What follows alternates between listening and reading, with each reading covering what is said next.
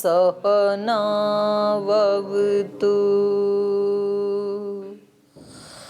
सहनौ भुनक्तु सह वीर्यं करवावहै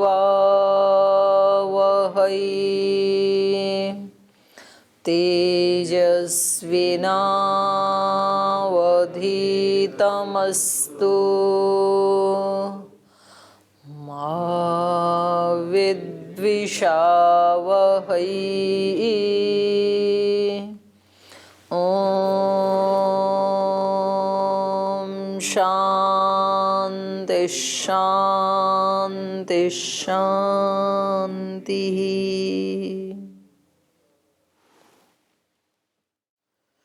योग दर्शन का प्रथम समाधि पाद पढ़ रहे थे और इसमें सूत्र कल बहुत सारे ऑप्शन बताए पहले महर्षि पतंजलि ने, और लास्ट में कहा यथाभिमत ध्यानाद्वा।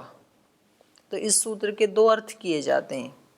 एक अर्थ तो सीधा ही है, यथा अभिमत, जैसा जिसको अभिमत हो, जैसा जिसको रुचिकर लगे उसी तरह से ध्यानाद्वा, उसी प्रकार से ध्यान करने से चित्त स्थिर होता है, क्योंकि चित्त के स्थैर्य का प्रसंग चल रहा है ये।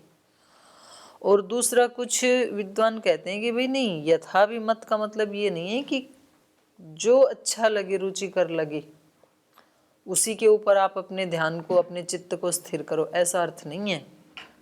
बल्कि यहाँ जो उपाय बताए हैं 39 नंबर से सूत्र से पहले पहले, उन सब में से जो आपको अभिमत हो, अभ्यास वैराग्य से लेकर के और यहाँ तक जितने भी उपाय बताए हैं उनमें से आपको जो अभिमत हो। उनका कहना ये है कि कोई व्यक्ति बोले कि भाई मेरे को तो शराब पीने से चित्त स्थिर हो जाता है, तो फिर यथाभिमत का ध्यान, यथाभिमत का अर्थ यदि ये करेंगे जो आपको अच्छा लगे, तो कोई तो फिर भांग खा के सोएगा तो चित्त स्थिर हो जाएगा।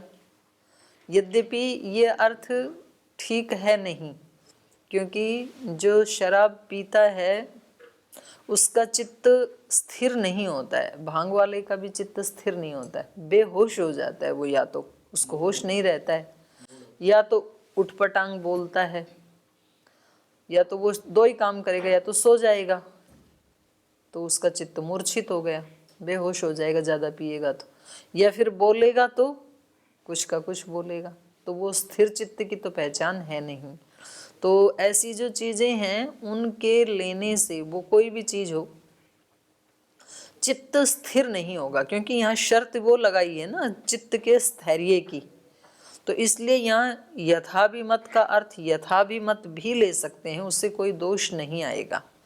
जिसको जो अभिमत है, जिसके चित्त को जो रुचिकर लगता है, उसका ध्यान करने से, क्योंकि वो लंबे समय तक टिक पाएगा फिर उस विषय में, तो उसका चित्त स्थिर हो जाएगा। लेकिन चित्त स्थिर होना चाहिए, ये शर्त है। तो चित्त की स्थिरता के लिए तो जरूर कोई ऐसा सात्विक विषय ही उसको लेना पड़ेगा, क्योंकि सात्विक विषय यदि नहीं होगा तो चित्त फिर उद्विग्न हो जाएगा, या तो मूढ़ हो जाएगा, या तो विक्षिप्त हो जाएगा। यदेवं अभिमतम तदेव ध्यायेत, जो इस योगी को, साधक को अभिमत हो, तदेव ध्यायेत, उसी का ध्यान करे।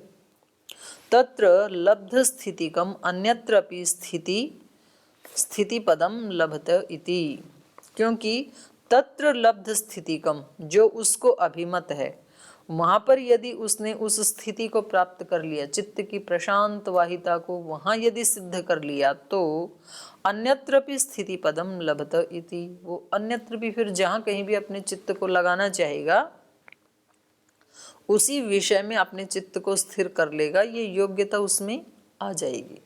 जो व्यक्ति अपने साइकिल चलानी सीख लेता है तो वो दुनिया भर की किसी भी साइकिल को चला लेगा कि नहीं, किसी को भी चला लेगा। फिर वो उसमें ज़रूरी नहीं है कि भाई अपनी वाली ही हो तो ही चलाऊं।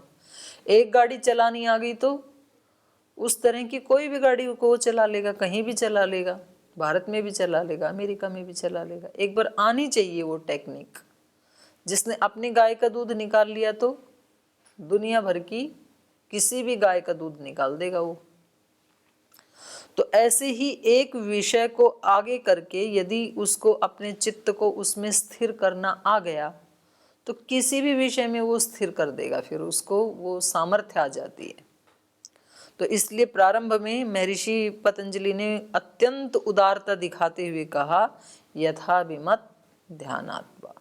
आपको जो विषय रुचिकर लगता है, सबसे ज्यादा आपको जो अभिमत है, प्रिय लगता है, आप पहले उस विषय में अपने चित्त को स्थिर करने का अभ्यास करें। कोई भी विषय, क्योंकि हर व्यक्ति को किसी न किसी विषय में अत्यंत प्रीति होती ही है, तो वो वहां अपने चित्त को स्थिर करने का अभ्यास करे, पहले उसका साक्षी बने। जैसे मानो किसी व्यक्ति को खेलने में बहुत आनंद आता है, जब उसमें ग्राउंड में जाता है तो सब दुख दर्द सब भूल जाता है, तो वहां उसको अपने खेल का साक्षी बनना चाहिए, अपने चित्त को एकाग्र करना चाहिए, क्योंकि वहां भी उसको होश नहीं रहता है। यद्यपि प्रसन्न तो होता है पर साक्षी नहीं होता है उस प्रसन्नता का, तो खोया ही रहता है उस समय भी, फिर वो एक अज्ञान की अवस्था में ही उसकी अनुभूति करता है। पर जागरूक होकर के यदि वो सब समय उसका एक दृष्टा भाव बना रहे कि मेरे को कितना अच्छा लग रहा है इस समय, तो फिर उसके पास ये एक पावर आ गई, अब ये उसको और कहीं भी फोकस कर सकता है। तो कह रहे हैं कि ये जो वशीकार है, ये जो चित्त का स्थैर्य है, ये कहाँ कहाँ पर वो स्थिर कर सकता है अपने चित्त को। तो बताया कि वो बड़े से बड़े विषय में अपने चित्त को स्थिर कर सकता है और सूक्ष्म से सूक्ष्म में कर सकता है, किसी भी विषय में अपने चित्त को फिर वो स्थिर कर सकता है। तो अगला सूत्र कहा, परमाणु परम महत्वान्तो अस्य वशीकारः।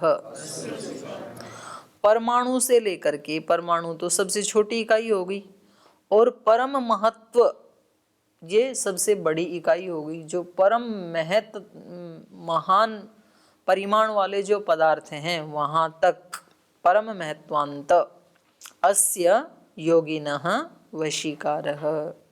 इस योगी की एकाग्र होने की क्षमता, वशीकार माने अपने चित्त को स्थिर करने की क्षमता बन जाती है। सूक्ष्मे निविशमानस्य परमाणुवंतम स्थिति पदम लभते इति। जब वो सूक्ष्म में प्रवेश करता है, किसी सूक्ष्म विषय में उसका चित्त प्रवेश करता है, तो परमाणु तक वो अपने चित्त को एकाग्र कर लेता है। स्थिति पदम लभते इति, परमाणु तक को जान लेता है। तो ये सारा जो वैशेषिक का ज्ञान है, ये किसी लेबोरेटरी में तो जाना नहीं गया, तो समाधि अवस्था में ही जाना गया है ये। या जो सांख्य का मूल प्रकृति तक का जो ज्ञान है, तो वो तो अणु से भी, परमाणु से भी परे परम अणु, परम सूक्ष्म तक का ज्ञान है। तो वो कोई विज्ञान की लैब में बैठ के नहीं जाना कपिल ऋषि ने, तो वो समाधि अवस्था का ही जाना हुआ है। वो उससे भी आगे है, साइंस से भी आगे की बात है, जहाँ साइंस नहीं जान पाएगी उससे आगे का जाना उन्होंने। तो कहा सूक्ष्म निविशमानस्य, जब वो सूक्ष्म में प्रवेश करता है अपने चित्त का प्रवेश करवाता है, तो परमाणुवंतम स्थिति पदम लभते इति। स्थूले निविशमानस्य परम महत्वान्तस्य स्थिति पदम चित्तस्य, और जब स्थूल में अपने चित्त का प्रवेश करता है, वो करवाता है, तो परम महत्वांतम, जो परम महत् परिमाण वाले पदार्थ हैं, पर्वत आदि या उससे भी बड़े, आकाश आदि, उनमें भी यह अपने चित्त का स्थिति पदम चित्तस्य, चित्त के स्थिति पद को प्राप्त कर लेते हैं।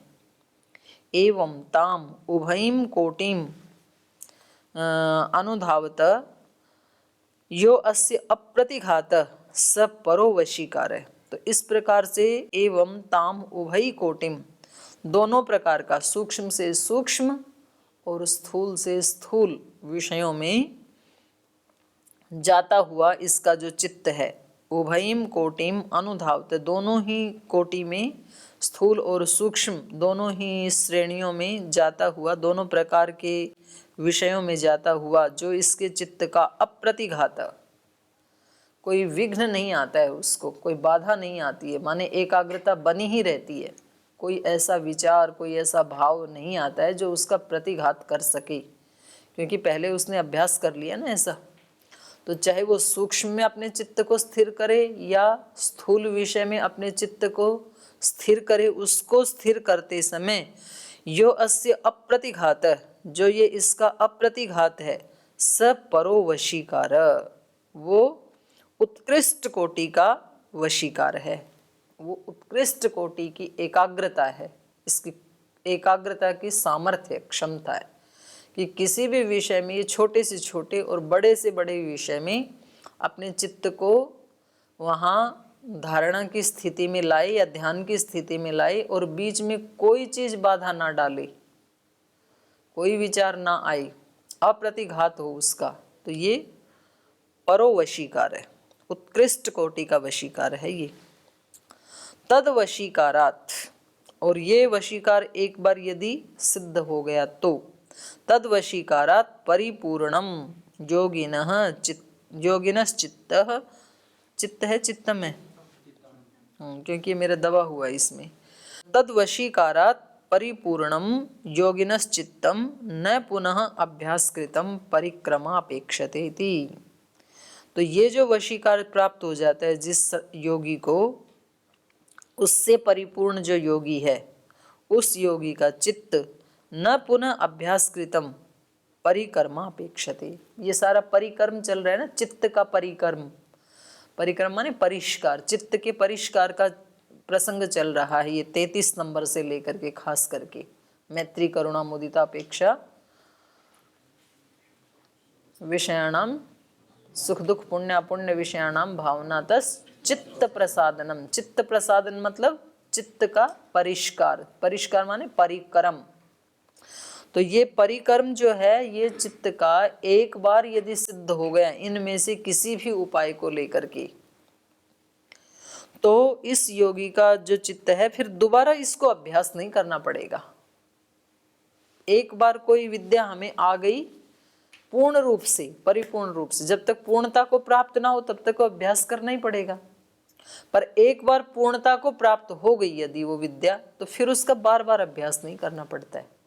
जैसे हमें चलना आ गया तो अब चलने का रोज रोज अभ्यास नहीं करना पड़ता, जैसे कि छोटे बच्चे को करना पड़ता है, कभी वो रेडू को लेके दौड़ता है, कभी वो एक और उसका गोल गोल सा आता है उसमें बैठ के घूमता है, तो वो सारे अभ्यास है ना, क्योंकि उसके बिना तो गिर जाएगा। पर अब एक बार चलना आया तो अब कभी भी चला लो, रात को सुता उठा के बोले अभी चलो तो चल पड़ेंगे। तो ये थोड़ी है कि अब एक बार अभ्यास कर लेते हैं चलने का, बोलने का एक बार अभ्यास हुआ तो हो गया। शुरू में तो अभ्यास करना पड़ता है, क म ल, क म ल ऐसे बोलना सीखा था, अब तो कितने भी कमल बुलवा लो। तो कोई भी विद्या, किसी भी मशीनरी को चलाने का जो हुनर एक बार परिपूर्णता को प्राप्त हो गया तो फिर दोबारा बार बार अभ्यास करने की जरूरत नहीं है। तो कह रहे हैं ये सारे साधन बस एक बार इनमें से कोई भी साधन अपना करके एक बार इसको सिद्ध कर लेना चाहिए, अपने चित्त का वशीकार, किसी भी विषय पे अपने चित्त को फोकस करना, बस फिर तो आप जहाँ चाहेंगे वहाँ कर ही लेंगे और कोई भी प्रतिघात नहीं होगा। कितनी अच्छी बात बताई इन्होंने। आगे, अथ लब्ध स्थितिकस्य चेतसः किम स्वरूपा किम विषया वा समापत्ति रीति तद उच्यते।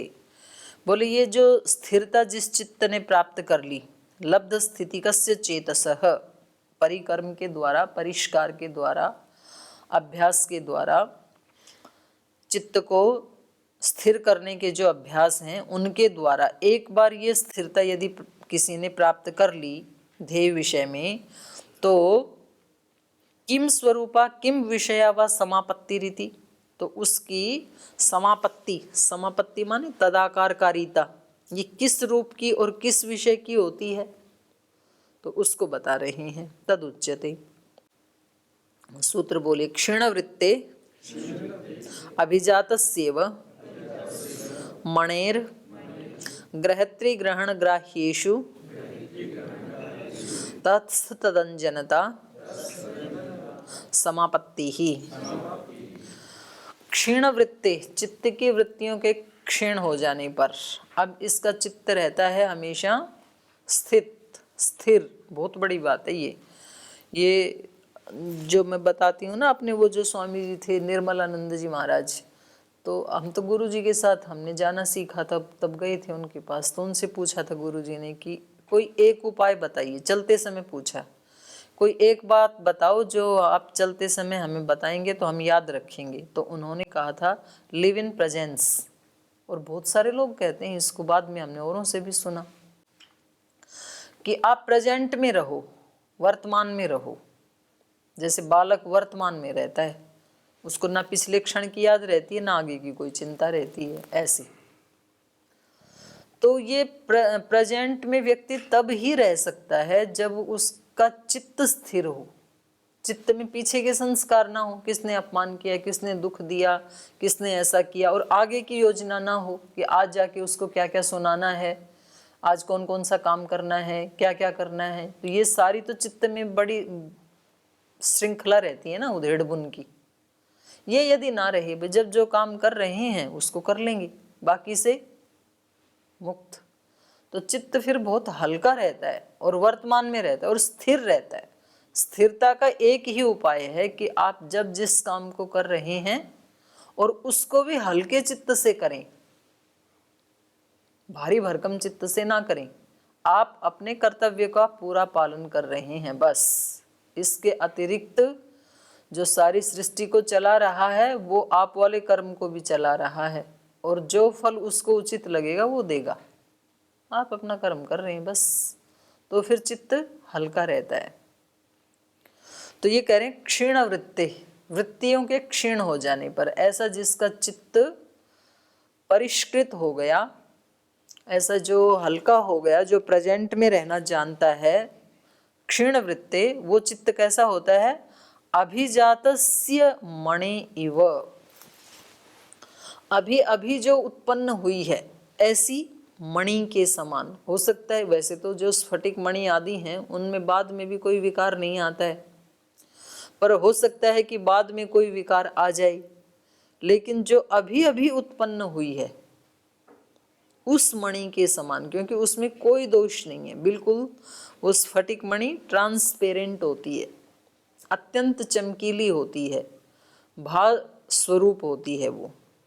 तो कह रहे हैं अभिजातस्य मणि इव, अभिजात मणि के समान, श्रेष्ठ मणि के समान। अभिजात शब्द श्रेष्ठ के लिए भी कहा जाता है कि ये व्यक्ति अभिजात कोटि का है, माने श्रेष्ठ कोटि का है।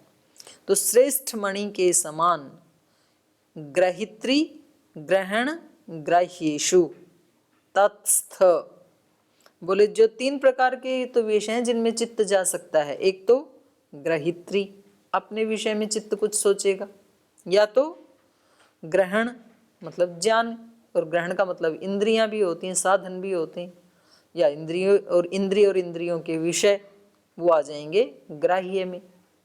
तो या तो चित्त हमारा ग्रहिता की स्थिति में होता है, या ग्रहण, या फिर ग्राह्य। तीन से अतिरिक्त तो और कोई विषय नहीं जिसमें ये चित्त जाए। तो इन तीनों में ग्रहित्री ग्रहण ग्राह्येषु तत्स्थ, माने उन आलंबनों में स्थित या एकाग्र इस चित्त की तदंजनता, तदंजनता माने तद्रूपता, उसको कहते हैं समापत्ति।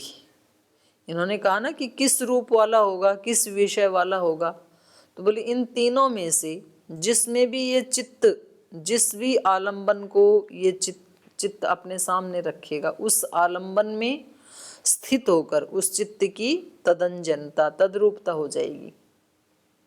माने यदि ये आत्मस्वरूप में होगा तो केवल ग्रहीता स्वरूप वाला ही होगा, तदाकार कारित हो जाएगा चित्त में, और ग्रहीता आत्मा के स्वरूप में कोई अंतर आपको मालूम नहीं पड़ेगा। अपना रूप इसके लिए कैसा हो जाएगा? स्वरूप शून्यमिव। समाधि की जो अवस्था है वो यही तो है। ध्यान की परिभाषा क्या है? ध्यान किसे कहते हैं? प्रत्ययस्य एकतानता ध्यानम, और उससे अगला तदेव अर्थमात्र निर्भास है, वो ही ध्यान जब उसमें केवल अर्थमात्र निर्भासित होता है। स्वरूप शून्यम इव समाधि, अपना स्वरूप कैसा हो जाता है? शून्यम इव, शून्य तो होता नहीं है लेकिन शून्यम इव हो जाता है, शून्य जैसा हो जाता है, क्योंकि शून्य ही यदि हो जाए तब तो समाधि से वापस आकर के फिर व्यक्ति को कोई भी व्यवहार कर ही नहीं पाएगा फिर तो स्वरूप तो उसका रहता है यद्यपि, लेकिन वो उसको उस समय कैसा लगता है? शून्यम इव। तो ये कह रहे हैं कि उन आलंबनों में जब ये चित्त इसका स्थित होगा, ग्रहत्री ग्रहण ग्राह्येषु चित्तस्य तत्स्थ तदंजनता, उस चित्त की जो तद्रूपता है उसको समापत्ति कहते हैं। क्षीणवृत्ते इति प्रत्ययस्तमित प्रत्ययस्य इत्यर्थ। क्षीणवृत्ते चित्तस्य, तो इसका अर्थ क्या है? क्षीणवृत्ति वाला चित्त कौन सा है? प्रत्यस्तमित प्रत्ययस्य, प्रत्यस्तमित का अर्थ है अस्तमगत, प्रत्यय माने ज्ञान, सारे ज्ञान अस्तमगत, अस्तता को प्राप्त हो गए हैं, माने सब के सब विषय ज्ञान रुक गए हैं। प्रत्यस्तमित प्रत्ययस्य इति अर्थ। क्षीणवृत्ति का अर्थ है प्रत्यस्तमित अस्तमगत प्रत्ययस्य। अभिजातस्य इव मणे इति दृष्टांत उपादानम, तो यहाँ पर ऐसे चित्त के लिए अभिजातस्य इव मणि, स्फटिक मणि के समान, एक उत्कृष्ट मणि के समान, इस दृष्टांत को यहाँ पर उपादानम ग्रहण किया गया है, लिया गया है। यथा स्फटिक उपाश्रय भेदात तत्तद रूपोपरक्त उपाश्रय रूपाकारेण निर्भासते, तथा ग्राह्य आलंबनोपरक्तम चित्तम ग्राह्य समापन्नम ग्राह्य स्वरूपाकारेण निर्भासते। कह रहे हैं जैसे स्फटिक मणि उपाश्रय भेदात, उसके उपाश्रय के भेद से, तत्तद रूपोपरक्त, उस रूप से उपरक्त होकर के, उपाश्रय रूपाकारेण, उस उपाश्रय के ही रूप और आकार के द्वारा, निर्भासते, वो दिखाई देती है। जैसे स्फटिक मणि का उपाश्रय, स्फटिक मणि है, उसके उपाश्रय में हम क्या लेके आए? लाल फूल को लाई, वो उसका उपाश्रय है। फिर नीले को लाई, फिर पीले को लाई, तो ये क्या हो गया? उपाश्रय का भेद हो गया, लाल नीला पीला। उन उपाश्रय के भेद से तद उपरक्त, लाल को लाओगे तो मणि भी लाल दिखाई देगी, नीले को लाओगे तो मणि नीली दिखाई देगी, पीले को लाओगे तो पीली। तो जैसे स्फटिक मणि उपाश्रय भेद से तत्तद उपरक्त, उससे उपरक्त हो जाती है, वैसी वैसी ही हो जाती है। उपाश्रय रूप आकारेण, उस उपाश्रय के ही रूप और आकार के द्वारा आकारित और वैसा ही रूप वाली होकर के निर्भासते, दिखाई देती है हमें। उपाश्रय रूप आकारेण निर्भासते, जो निकटस्थ जो पदार्थ है उसी के आकार वाली, उसी के रूप वाली वो हो जाती है, हमें दिखाई देती है। तथा वैसे ही, यद्यपि होती नहीं है, दिखाई देती है, वैसा ही हमारा चित्त ग्राह्य आलंबनोपरक्तम चित्तम, जो भी ग्राह्य विषय है, जो भी ग्राह्य आलंबन है, उससे उपरक्त ये जो चित्त है, चित्त के सामने जिस भी आलंबन को, ग्राह्य विषय को लाएंगे, उस विषय से उपरक्त होकर के ये चित्त ग्राह्य समापन्नम, उस ग्राह्य के आकार से युक्त होकर के, माने उस विषय का ग्राहक होकर के, ग्राह्य स्वरूप आकारेण निर्भासते, उस ग्राह्य के ही स्वरूप और आकार वाला निर्भासित होता है। इसको क्या कहेंगे? समापत्ति। ग्राह्य मतलब कोई भी विषय, इंद्रियों के जो विषय उसको ग्राह्य कहा है। तो जब जो विषय लाए बिल्कुल उस विषय वाला, उस विषय के ही रूप वाला हो गया, तदाकार कारित ही हो गया, इसको कहेंगे समापत्ति। और कोई वृत्ति नहीं रहेगी उस समय ये वृत्ति भी नहीं रहेगी कि मैं इस विषय को देख रहा हूं या जान रहा हूं, ये वृत्ति भी नहीं रहेगी। उस पदार्थ के ही तदाकार हो जाएगा, वो तदाकार कारित हो जाएगा, वो उसको कहेंगे समापत्ति। ऐसे ही तथा भूत सूक्ष्मोप्रक्तम भूत सूक्ष्म समापन्नम भूत सूक्ष्म स्वरूप आभासम भवति। ये तो स्थूल में हो गया, फिर सूक्ष्म का बता रहे हैं। तथा भूत सूक्ष्म उपरक्तम, जब इस चित्त में सूक्ष्म भूत अर्थात तन्मात्राएं, तन्मात्रा से जब ये चित्त उपरक्त होगा, तन्मात्रा का जब ये ध्यान कर रहा है, तो भूत सूक्ष्म समापन्नम, उस तन्मात्रा से या भूत सूक्ष्म से समापन्न होकर भूत सूक्ष्म स्वरूप आभासम भवति, उस सूक्ष्म भूत के रूप का ही आभास इस चित्त को होता है, वैसा ही बन जाता है चित्त, तदाकार कारित ही हो जाता है। और ऐसे ही कह रहे हैं तथा स्थूल आलंबनोपरक्तम स्थूल रूप समापन्नम स्थूल रूपाभासम भवति। सूक्ष्म विषय को जब अपना आलंबन बनाएगा तो सूक्ष्म विषय से तदाकार कारित हो जाएगा, और जब स्थूल विषय को चित्त के सामने लाएगा ये चित्त, तो स्थूल विषय से ही तदाकार कारित हो जाएगा, उससे समापन्न होकर के। तथा स्थूल आलंबनोपरक्तम, स्थूल आलंबन से उपरक्त हुआ, स्थूल रूप समापन्नम, स्थूल रूप से युक्त होकर के स्थूल रूप आभासम भवति, स्थूल रूप के जैसा ही ये आभासित होता है, तदाकार कारित दिखाई देता है। तथा विश्व भेदोपरक्तम विश्व भेद समापन्नम विश्व रूप आभासम भवति। तो ऐसे ही समस्त पदार्थों का जो भेद है, किसी भी पदार्थ को लाएंगे, सब पदार्थों का एक वाक्य में इन्होंने ग्रहण कर दिया। विश्व भेद समापन्नम, संपूर्ण विषयों के से समापन्न होकर, उनसे युक्त होकर के विश्व रूप आभासम भवति, उन विषयों वाला, माने समस्त विषयों के रूप और आकार वाला ये आभासित होगा। तथा ग्रहणेषु अपि इंद्रियेषु द्रष्टव्यम, तो ये तो हमने ग्राह्य की बात कही, ग्राह्य पदार्थों की। ऐसे ही करें ग्रहणेषु अपि, ग्रहणेषु माने इंद्रियेषु अपि, इंद्रियों के विषय में ऐसा ही है, जिस इंद्रिय को इस चित्त के सामने लाया जाएगा उस इंद्रिय के ही रूप आकार वाला ये हो जाएगा चित्त, तदाकार कारित। माने जब वो कोई ऐसा योगी जिसका चित्त बहुत स्थिर है और वो चक्षु इंद्रिय के साथ उसका चित्त जुड़ गया, तो उसका पूरा अस्तित्व ही चक्षु इंद्रिय बन गया उस योगी का, और फिर कुछ भी उसको आभासित होगा नहीं।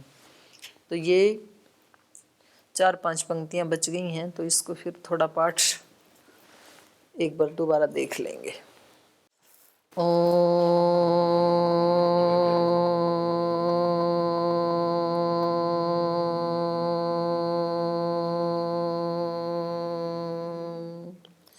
शांति शांति शांति।